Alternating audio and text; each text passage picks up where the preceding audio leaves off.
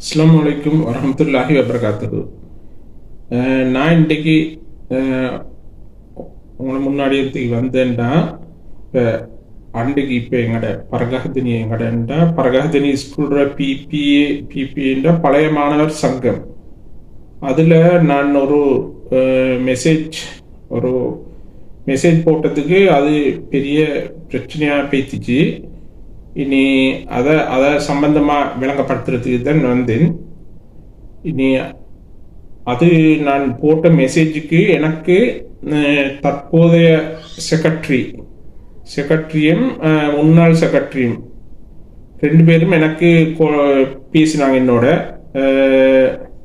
பேசி கேட்டாங்க, இப்படி நீங்கள் போட்டதுக்கு காரணம் என்ன? அதுக்கு நான் சொன்னேன், இப்படித்தான் நான் ஒரு கேட்ட கேள்விக்கு பதில் வரல, இனி அதனால தான் நான் இப்படி போட்டேன்.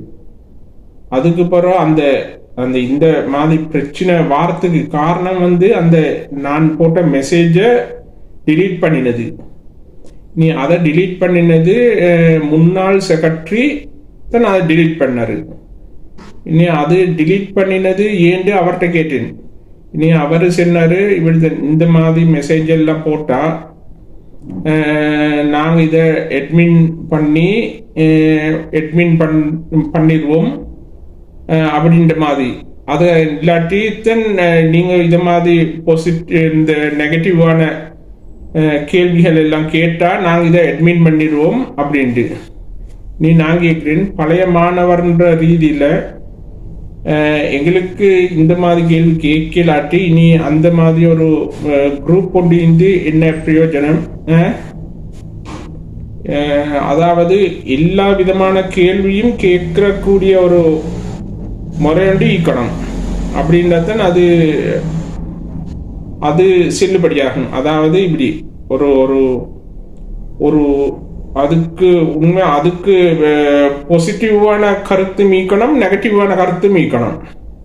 அப்பதான் ஒரு ஏதாவது ஒன்று முன்னேற்ற பாதையில் எடுத்து போறதுக்கு அது லேசாய்க்கும்.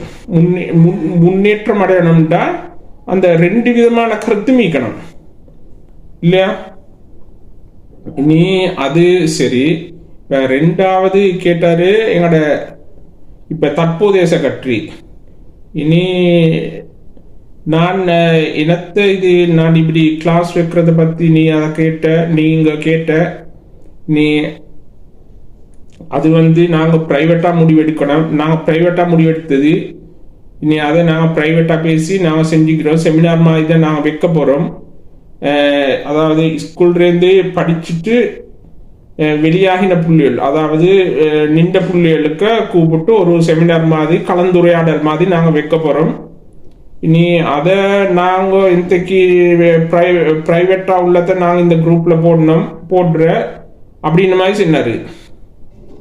அதுக்கு நான் சொன்னேன், அப்படி ப்ரைவேட்டாக வைக்கிறேன்டா நீங்கள் அதை குரூப்பில் போட்டீங்க. அதை குரூப்பில் போட போய்த்தான் நான் இந்த மாதிரி கேள்வி கேட்டேன்.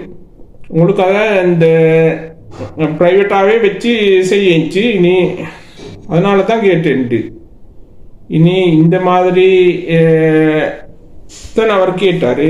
நான் இதை உங்கள்கிட்ட சொல்கிறேன்டா, இப்போ அன்றைக்கு நான் சின்னதானே இவர் தவறு அப்படின்ட்டு, இப்போ தவறுன்ட்டு அதுக்கு பிறகு ரெண்டாவது ஒரு மெசேஜ் போட்டேன்.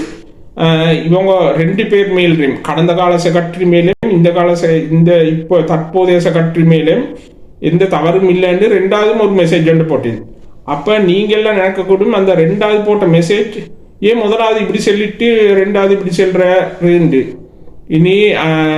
ரெண்டு செக்ரட்டரிமாரு, கடந்த இந்த முன்னாள் செக்ரட்டரியும் தற்போதைய செக்ரட்டரியும் என்கிட்ட கேட்டுக்கொண்ட முறையில் முன்னாள் செக்ரட்டரி என்ன தெளிவுபடுத்தினாரு. ரெண்டாவது செக்ரட்டரி சொன்னாரு, அந்த மாதிரி அழிச்சதுக்கு காரணம் இதான் காரணம். அதை என்ன தெளிவுபடுத்தினத்துல எனக்கு விளங்குச்சு, ரெண்டு பேர் மேல தவறு இல்லைன்ற மாதிரி தான் விளங்குச்சு. அதுக்காகத்தான் அப்படி போட்டேன். நான் ரெண்டு பேர்கிட்ட கேட்டுக்கணும், இதை நீங்க என்ன தெளிவுபடுத்தின மாதிரி இதை குரூப்லயும் போட்டு இன்னொரு தினம் குரூப்ல உள்ள எங்களோட மெம்பர்ஸ் மாதிரி தெளிவுபடுத்துறது நல்லன்று என கருத்து. அஸ்ஸலாமு அலைக்கும்.